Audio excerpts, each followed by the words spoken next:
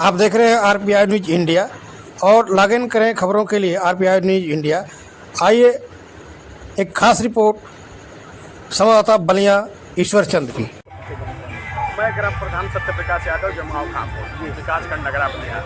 आज आपके ग्राम सभा में बड़े ही धूमधाम और उल्लास के साथ रविदास जयंती मनाई जा रही है। इसमें क्या कहना चाहेंगे, हमारे दर्शकों को क्या बताना चाहेंगे? ये हमारे यहाँ की ऐतिहासिक जो है रविदास जयंती है, आज से नहीं कई वर्षों से मनाई जाती है। जो कि पूर्वांचल ही नहीं पूरे जो है कि जिले में जो है इसका नाम है। संत रविदास जो है कि हम लोगों को अनेकता में एकता की पहचान देते हैं। धर्म से हट करके, ठीक है ना, समाज सुधारक के रूप में उन्होंने कार्य किया और उनसे हमें सीख लेनी चाहिए कि इनके चले हुए पश्चिमों पर कार्य करना चाहिए। तो इसमें आपका कितना सहभागिता है, भागीदारी है, कितना सहयोग है? पूर्ण रूपेण, जैसा भी हो पूर्ण रूपेण। तो रविदास जी को कहने में लोग ये कहते हैं सूत्रों द्वारा कि जैसे कि वो भक्त थे, रविदास थे। फिर कुछ लोग कहते हैं कि नहीं वो समाज सुधारक थे। लोगों के कहने से नहीं होगा, लोग कहते नहीं है, इतिहास कहता है कि वो भारतीय महान कवि समाज सुधारक थे और आज भी उनको उसी के नाम से जाना जाता है। जी, थोड़ा उनके बारे में हम विस्तार से जानना चाहेंगे, हमारे दर्शकों को थोड़ा विस्तार से बताइए। देखिए, समाज सुधारक और बाबा जो है कि रविदास भक्त तो थे ही, भक्त के साथ साथ संत भी, महान संत थे और समाज सुधारक थे। समाज को सुधारने के लिए, ठीक है ना, उन्होंने अनेकता में एकता की पहचान दिखाई, लगातार चलते रहे, अपना जीवन उसी में निछावर कर दी, ठीक है ना। वो जाति धर्म हर एक चीज़ों को छोड़ करके आदमी को एक महान समाज सुधारक बनने के लिए भी प्रेरणा देते हैं और कहते हैं कि हर एक चीज़ को छोड़ करके समाज को सुधारने का कार्य करें, ऊपर उठाने का कार्य किया जाए। आज कितने लोग उनके पर चिन्हों पर चल रहे हैं, उनके बात विचारों को मान रहे हैं, अवलोकन कर रहे हैं? ये कहने की बात नहीं है, देखने की बात है। देखे जितने लोग यहाँ हैं, सारे लोग उन पक्षियों को चलने के लिए ही आज हैं। जी, आज हम लोग हर साल की भांति इस साल भी संत शिरोमणि के चरणों में श्रद्धा सुमन अर्पित करने जमुआव आए हैं। ये ऐतिहासिक धरोहर है। बहुजन समाज में जन्मे तमाम महापुरुषों के बदौलत हम लोग समाज में जी रहे हैं, उठ रहे हैं, बैठ रहे हैं। हमारे प्रधान जी हैं जो हर साल इस कार्यक्रम को भव्य बनाने में अपना बहुत बहुमूल्य सहयोग देते हैं।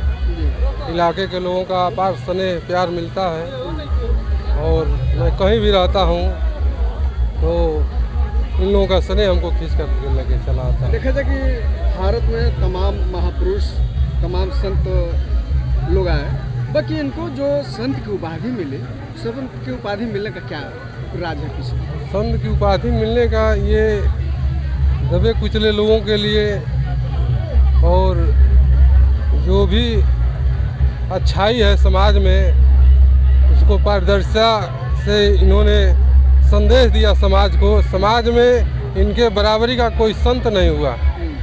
संत शिरोमणि कोई बना नहीं, ये महापुरुष है, पूजनीय हैं और इनके विचारों पर ही चल करके तमाम संत जो हैं, जो हमारे देश विदेश में जो भी हैं, इनके अनुयायी हैं, इनको अपना आदर्श मानते हैं। ये तो निम्न समाज से आते हैं, एक दलित परिवार से आते हैं, तो इनको लोग कैसे संत मानेंगे? यहाँ तो कई लोग नकारने का काम कर रहे हैं। ऐसा है कि निम्न समाज के नहीं है ये।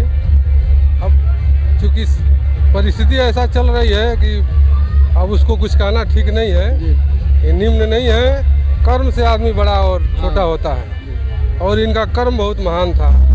मन चंगा, अपनी कठौती में गंगा, तमाम तरह की बातें हैं और ये पूजनीय है, इनको निम्न कहना ठीक नहीं है। देखा जाए कि जो भी इनका जो मृत्यु हुई है, तो क्या इनका मृत्यु अपने से हुई या किसी समांतर द्वारा इनको मारा गया? अब वो इसके बारे में आप भी जानते हैं, हम भी जानते हैं। कितने महापुरुषों को मारा गया आप भी जानते हैं, कितने महापुरुषों को शीशा पिला दिया गया। दर्शकों को बताइए, हम लोग तो जानकारी नहीं, अब आपको बता रहे हैं ना, जितने जब समाज के हमारे अग्रणी लड़ाई लड़ने वाले जो भी महापुरुष हैं उनके साथ छल हुआ, इनके साथ भी हुआ, इनके साथ भी वही हुआ है। तो हमारे दर्शकों को इनके बारे में थोड़ा सा विस्तार से बता दीजिए। अब इनके दर्शकों को मैं यही कहूँगा कि तमाम जो महापुरुष हम लोग को एक सुंदर व्यवस्था दे करके देश में एक सुंदर संविधान जैसे बाबा साहब डॉक्टर B.R. अम्बेडकर साहब ने दिया, जो मान्यवर कांशीराम साहब ने उनके विचारों के उनके मिशन को आगे बढ़ाने का काम किया। तमाम जो बहुजन समाज में जन्मे संत ऋषि मुनि जो भी हैं महापुरुष हैं, उनके आदर्शों पर चल करके हमको समाज में एक नया व्यवस्था दे करके गैर बराबरी ख़त्म करते हुए और शिक्षा के साथ व्यवस्था के साथ एक सुंदर भारत का निर्माण करना पड़ेगा। इस जानकारी के लिए बहुत बहुत धन्यवाद आपको।